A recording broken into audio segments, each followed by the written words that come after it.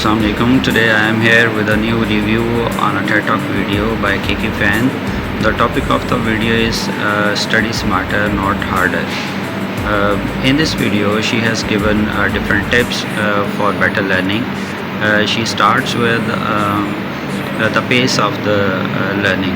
So what she believes is that there are different types of learners. All learners do not have the same pace of learning. One may learn certain thing maybe in half an hour, and the other might take 15 minutes. So that differs from learner to learner. Certainly one would make mistakes at the beginning, and that is the indication that you are trying to learn, identify your mistakes, and then try to repeat, and you must go for it for further studies. The next point is that explaining it to others, right?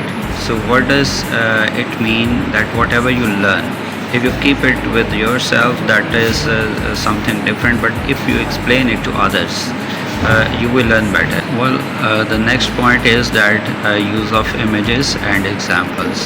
This is again one of my own experience, that when you remember anything with reference to an example from the real life, you can learn better, and you can memorize it for a longer period.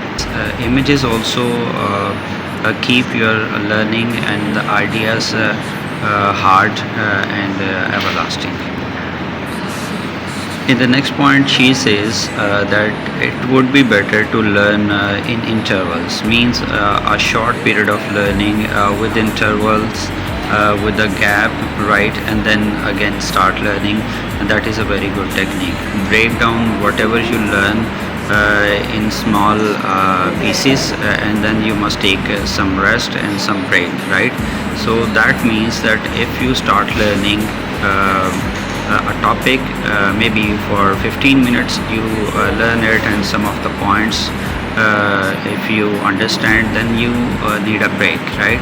So after that break, you must recall, you must write it down, you must maybe revise it for a short time, and then you must go for the next point. Okay, so if you overburden your brain with more and more contents, then you might not be able to understand even the previous one.